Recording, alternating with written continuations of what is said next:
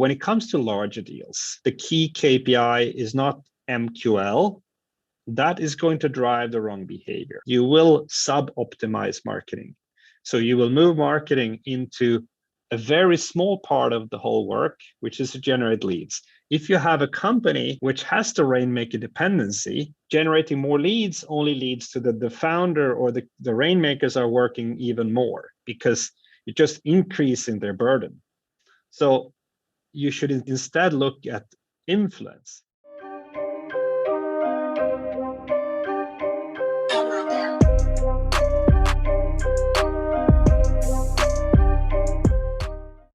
Welcome everyone to another episode of Podium Stories. Today we have a very special guest. His name is Christopher. He's the co-founder and managing partner of MegaDeals Advisory, and he's the author of the book MegaDeals, which you should 100% get. Today we're going to talk about a few different things related to marketing, sales, selling to the enterprise. It's going to be a great episode. I'm very excited about today. Christopher, thank you so much for being here. Thank you, Marty. My pleasure. Love it. Absolutely. So before we kind of get into all that, obviously I know about MegaDeals and the work you're doing there, but for the audience that is listening and they might not be familiar, can you give us the elevator speech of what MegaDeals Advisory is, and also the elevator speech of the book MegaDeals that kind of follows that as well? Right. That's a great question. So basically, both very large companies and scale-ups that sell into matrix organizations. So they're no longer selling into pyramid organizations. They either entirely sell into matrix organizations, or at least a part of their business is into matrix organizations.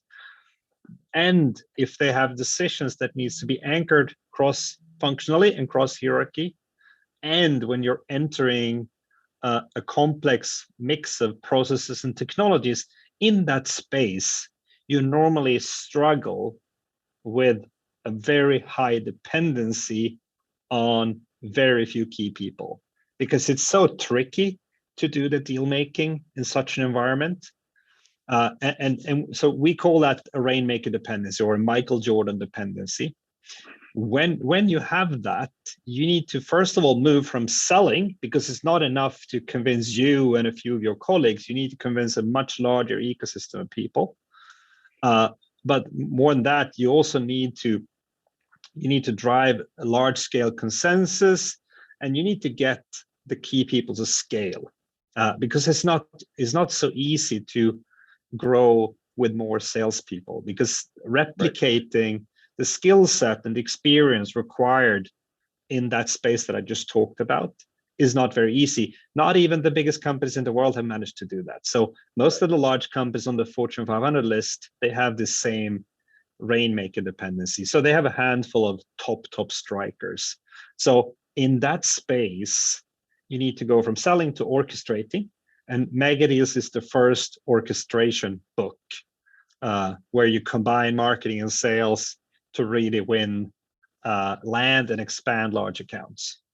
I love that. And as a basketball fan, I love the analogy of the Michael Jordan. Great. That hits perfect. Great. Yeah. Before we kind of dive deep into those topics and how can organizations think about that, I want to kind of take it back and ask you about how does Christopher get here, right? What's the story of Christopher that leads you to build MegaDeals and write this book? Take me back about your experience and how it led you to be here today. Great. So I actually started with entrepreneurship when I was 10 years old. But I can't tell you the whole story. I won't bore the listeners with the whole story. But basically, when I was about 25, I started my first SaaS company. I'm now 47, so it's 22 years ago. I started my first SaaS company, and it was relevant only for larger retailers. Mm-hmm. So and we eventually had a team of 40 people. I had 10 salespeople, but I realized that unless I was involved in the important meetings, it stopped. Right. And I couldn't figure out why. So I was the rainmaker. I couldn't figure out why. And we had this great journey. We had this great valuation and progress with big retail names, but I was working harder and harder and harder. I think if I would work that hard now, I would completely collapse. I could do it because I was 25, so I could, you have a completely different. Yeah. So that's my age today, and I'm tired. So I can imagine. So we eventually actually we had this great journey, but we bankrupted. I failed the company because I couldn't get this to scale. The amazing thing, or it's not so amazing thing, was that even though we had this amazing product market fit, I couldn't get it to scale because eventually the salespeople, they just booked meetings for me and they took the notes in the meetings and they booked the follow-ups, but I had to be in the meetings. Right. And so when crashing that company, I was so annoyed over this, and even more annoying, a few years later, a company was launched that is now, I mean, by far a unicorn, doing the same thing. Like, that's the worst. Super annoying. Super annoying. But anyway, that triggered me to really try to crack how to scale marketing and sales when selling into these matrix organizations where decisions are kind of hard to locate, even though you have a clear, it's Marty, he owns the budget, but his sign-off level is maybe 100,000 euros. And this contract is maybe 1 million euros. So he is not even enough to go to the CEO. Sometimes you need to even go to the board. And right. When you sell to someone who's selling to someone who's selling to someone, that story becomes super diluted. So anyway, and then I saw that this dependency on star strikers was actually a global problem. So even the biggest companies in the world, the IBM, the Ericsson, they have the same problem. Like when you look at their top revenue, they have more than 80% of the revenue coming from very few accounts. So Ericsson is a good example. 17 accounts is 80% of the revenue. Wow. The cool thing is that even in IBM, less than 100 accounts is 80% of the global revenue. And if you look at those 80 accounts, you find that it's actually a relatively small number of people that are orchestrating these deals. So we looked at, for example, IBM's largest deals in Morocco, in Africa. It was led by a Swiss guy. A Swiss guy flew down for a few months to orchestrate this deal because not a single person in that organization had the experience and the gravitas to orchestrate such a deal. So this is a global problem. You have such a big part of the revenue coming from these big accounts, and it's kind of handled by this small number of star people, like the Michael Jordans. So it's definitely a problem for scale-ups where you normally have a founder dependency, but it's even a problem for the biggest companies in the world. So no one has cracked the scaling of the large account deals with salespeople. So you need to scale it with marketing. You need to build this big marketing machinery around the top people. And that's what we are good at. We're good at both coaching the sales side and setting them up for success, but also how you construct and run the marketing machinery around larger contracts. I love that. And that's where I was going with my following question about, and I've seen you write about this in a LinkedIn post, about the role that marketing plays when you're selling to these larger companies. It's about to inspire trust. But a lot of companies also think about marketing as just a lead gen.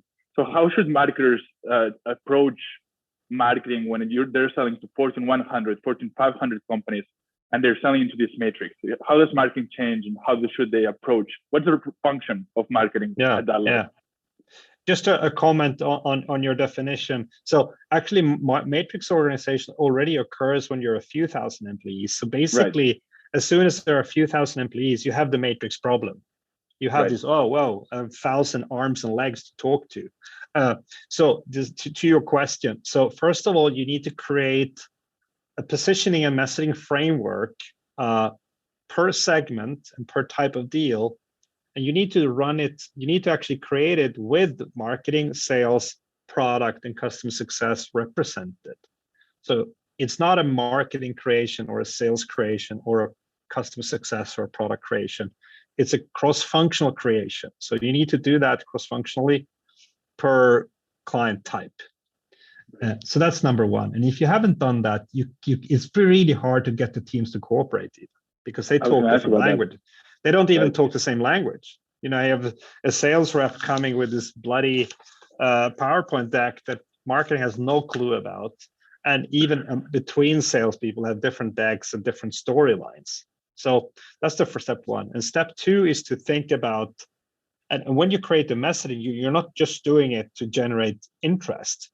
You're doing it to close deals. So you need to actually work with sales and marketing to figure out what are the things that happens throughout the entire buying cycle, including the question about the integration with an ERP system or the rollout of this hardware or whatever, the financing of the deal, the ROI case, the users, there's a gazillion of questions. So you need to figure out what is the whole deal cycle looking like and how can we create long and short videos that are actually taking away, not replacing people, but take away unnecessary time. So for example, when someone is, and for those of you listening, you can ping me on LinkedIn and ask for a meeting. I will say, yeah, let's have a meeting. But before we book the meeting, I'd like you to watch this video, and I'll send you a video link with actually a summary of the MegaDeals book. It's a 22-minute summary. And I'd like you to watch that. And if you say, I'd like our organization to work in this way, then I take the meeting. So interesting. And also going down to, okay, now this organization is considering running this kind of offering with us. Then we have videos that are answering most of the questions. And I would say, so Marty, now when you see, let's book the meeting and cover what you didn't think was covered in the video, because I won't be able to cover everything. So for Marty Inc., we will cover questions that are not covered. Right. And then you build a whole marketing machinery around the content. So you make sure you can infiltrate Bank Santander or whatever. I want to infiltrate this account. And I have these stakeholder groups. Then we are blending 14 different techniques. Some clients have called us a legal version of Cambridge Analytica. so we're taking it pretty far, but within the realm of the law. Right. But we're quite extreme on what things we do. So we both teach companies how to do that, but we're also taking part of the execution behind underneath the client's umbrella. So we do both. We both help them design it, train, but we're also part of execution. And this differs case by case. Yeah. And I want to ask you about the first thing you were talking about aligning teams, right? I run a marketing company, and I often hear there's misalignment between marketing and sales, and marketing and sales cannot cooperate, and that's screwing the whole thing up. But when we talk about these larger deals, like you were saying, it's not just marketing and sales, it's also product and customer support and customer success. Yeah. So that makes it exponentially much harder. How can we get those teams to cooperate and work together when we're already having problems with just getting sales and marketing people to get in the same room and talk about how we can work together? When there's so many teams, how can we create that collaboration aspect? Well, I'll completely biased here, but that's one of the things we're good at. So we bring all those functions in the same room. We run workshops with them to co-create the positioning and the messaging. And once they've co-created it, they easily cooperate. But there are a few keys to get the cooperation working. First, you need to have a mutual positioning and messaging. Secondly, you need to have mutually agreed KPIs. And thirdly, you need to have something we call land and expand. So you have on a bi-weekly basis, instead of having sales meetings and marketing meetings, well, you can have those as well, but I strongly recommend that the central forum is a land and expand meeting where marketing and sales are sitting in the same room going through. So first hour is typically marketing leaders and sales leaders going through the content progress basically. But then you have time slots for each salesperson. So they come in 20, 30 minutes each. And we'll talk about Marty's cases, we'll talk about Steven's cases, Laura's cases, and they talk about their top cases. And we both have the sales coaching around it, but we also decide how to change the machinery, the marketing machinery for each deal. So it's super tailored per account. Like that's a mutual forum. If you just have like random marketing and sales collaboration meetings, it will be nothing more than a theoretical product.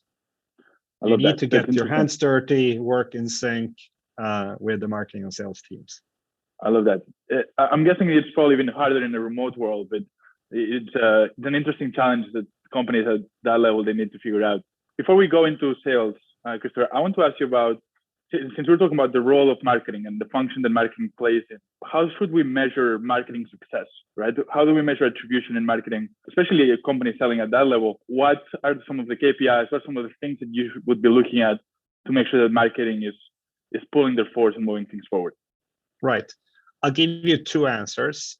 So the first answer, which is too expensive for many, which is to do a proper marketing mix modeling around it, where you use multivariable linear regression analytics on your marketing channels, your marketing spend, your sales efforts, everything.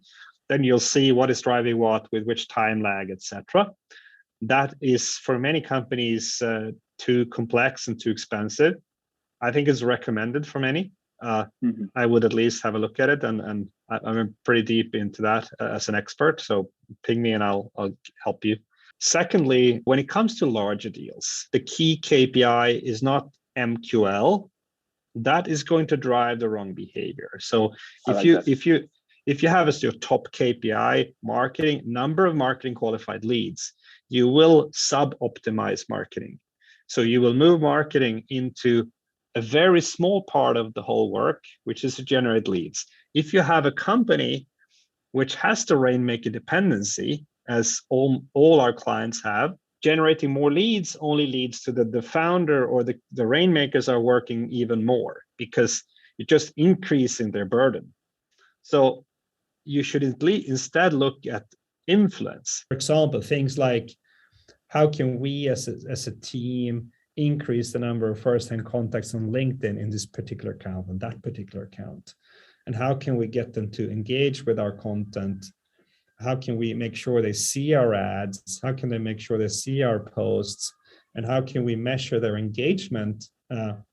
So that is more driving closure, because the big issue in the larger deal space, where actually, as soon as you have the multifunctional decision-making, multi-hierarchical decision-maker, and you're interfering with a complex environment on the customer, you are actually, whether you like it or not, in the MegaDeals space.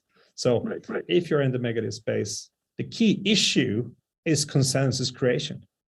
Consensus cross-hierarchy and consensus cross-functionally. And that is very hard to do as a single salesperson or even as a sales team. So here, marketing can play a big role. So by just creating great reach, great awareness into this account around your company, but also drop content related to the different buying stages, both through, so let's say I have a dialogue with you and some of your closest colleagues, but I also know that there's a sphere around you. There's pretty vast. To them, I might push lighter content because I at least want them to be aware of MegaDeals, maybe some of our references, and also why you shouldn't grow with salespeople, but with marketing, simple things like that. But with you and your core team, I will go way deeper. So I will go into what we call deal closing content, answering all your questions and everything. And that is mostly distributed by email. Anyway, so by measuring how we influence the top deals is more important than conversion into a lead. I like that. I like that. You are generating leads as well. But if you focus, if that's your primary KPI, you will sub-optimize marketing. And I've seen that as well. I've seen that my attribution philosophy is whatever you optimize for is what you'll get, right? Like you can optimize for MQLs and you get thousands and tons of MQLs, but they won't close. The sales cycles is going to be forever. And that's not really helping your company, which leads me to, you're going to need a ton of SDRs and account executives and all that. So I want to ask you about, you were saying, right, like companies should not grow through sales, but a lot of tech companies grow through that inside sales model of SDRs, account executives.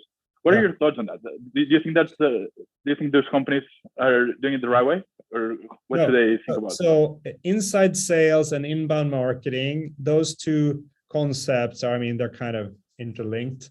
Those two concepts are amazing for a broad market and especially the long tail. So a big number of small accounts, because then your cost per sale is what matters, not your win rate. But when you're looking at the top of the scale, when you're looking at your most important existing accounts that you want to grow and the most important accounts you want to win, win rate is way more important. And the problem with an inside sales model, I mean, you can have that, keep that on the long tail, but use the MegaDeals discipline on your medium size and large accounts. Because if you're using, I give you a story. So if you're using an inside sales model on a big account, first of all, if you imagine you have a skyscraper, it's 17 floors and it has 5, so -1, -2, -3, -4, -5. On floor -5, underneath 4 parking lot floors, you have Stefan and his team. There's a bit low ceiling, so they can't really stand up. When you flush the toilet, they can hear it. Stefan and his team are super interested in function features. But when you talk to managers, directors, VPs, and the C-level, they are not so deeply interested in those details. So with them, you need to talk about the change drivers, the category choices, and the subcategory choices, and especially the VPs and the C-level. So if you run a classic lead generation approach based on inbound marketing or inside sales, you typically request a demo very early. And who signs up for the demo? It's definitely not the VPs and the C-level or the board. They're not signing up for demos. It's Stefan. Right. So then you get this, and if you, so it's Stefan most of the case, and he's too far down in the org.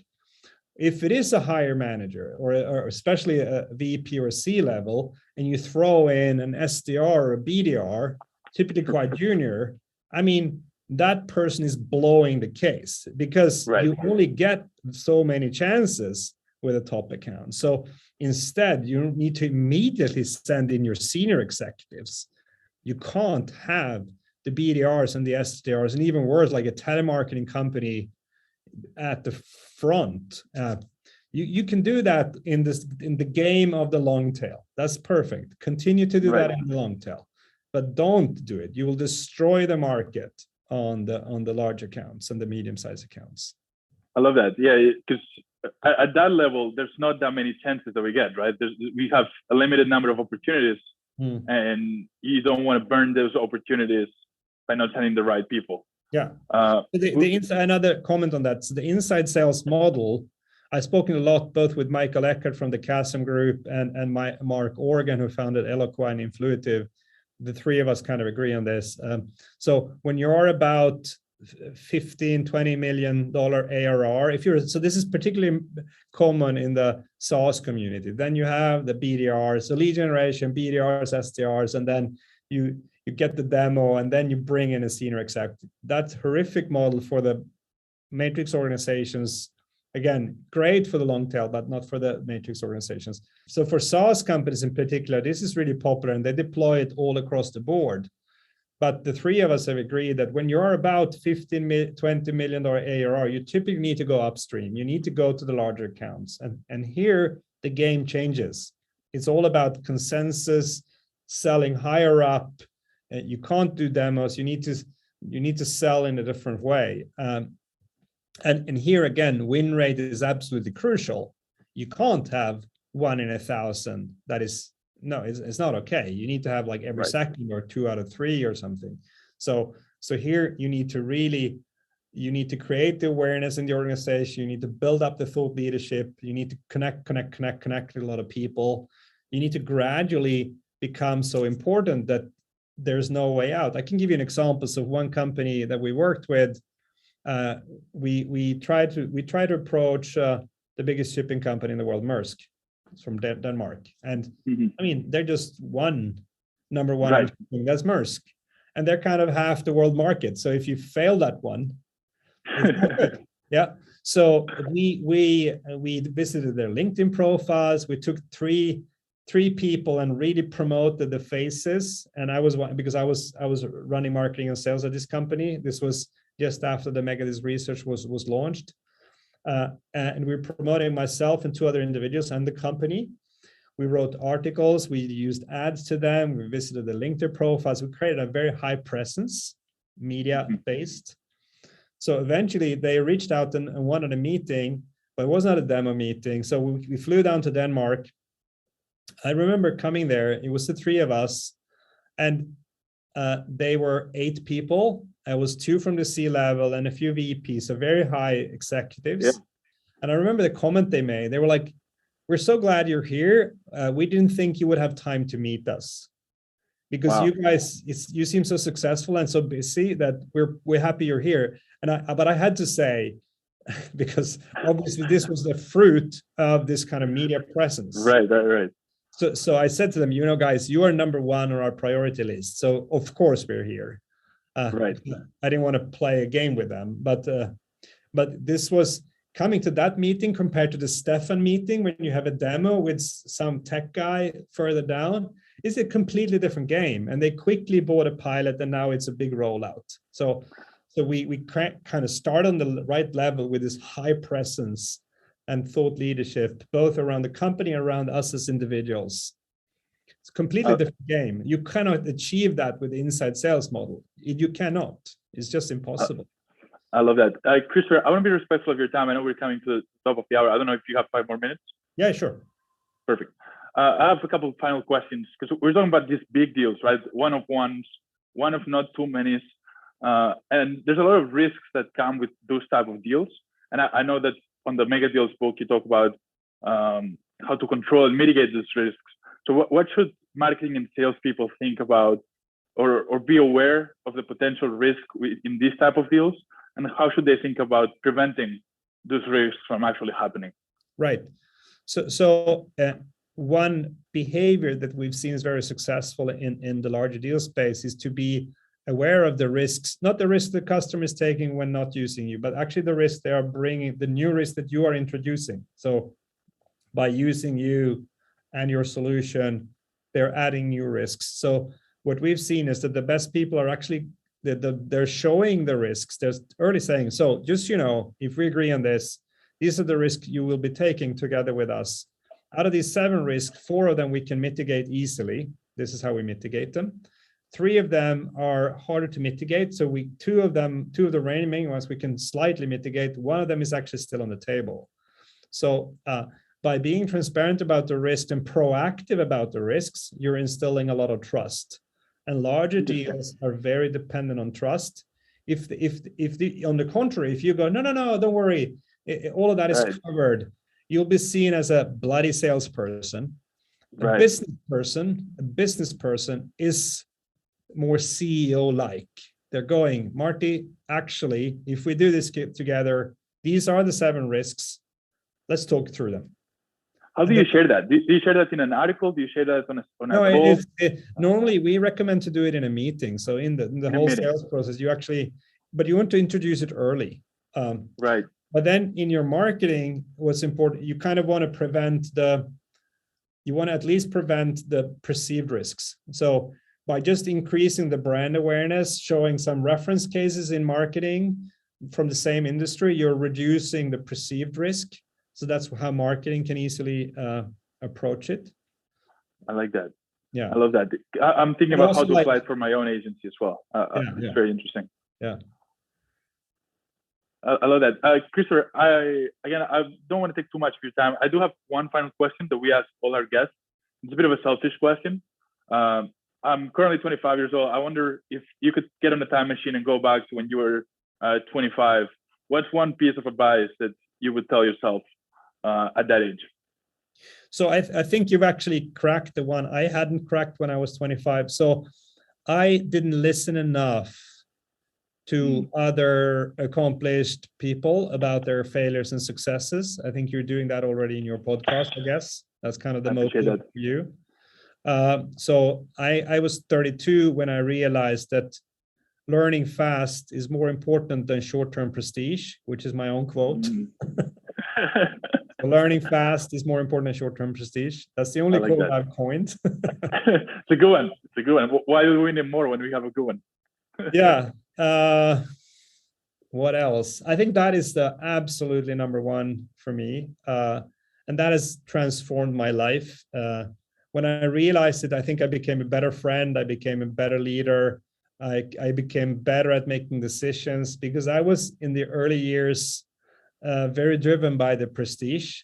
I still am, but I realized that I need to put learning fast before prestige. So whenever there's a conflict, if I'm in a meeting, for example, and I know, okay, Marty's talking about something that I don't know, The prestige me says, keep quiet and pretend you understand. The learning fast me is saying, Marty, I actually don't understand what you're talking about. Right. And what I realized doing that, I even do it extremely sometimes. People are coming up to me after meetings going, thank you, Christopher, for asking that question. I was wondering the same. And you know, so all of a sudden you become a spokesperson for people. They're like, thank you for asking those questions. I always wonder the same. I'm so glad that you take that front and you ask them, you know. I like that. Awesome. I love that stuff. It's great. I appreciate that. Christopher, thank you so much for sharing. And again, thank you so much for being here. It was a pleasure to talk to you. For everybody listening, we're going to put links to Christopher's book, to Christopher's site, Christopher's LinkedIn here. Please check it out. It's great stuff. I've done an hour plus of research and it's amazing. I think it's going to be very helpful for salespeople, marketers, CXOs. It's going to be great stuff.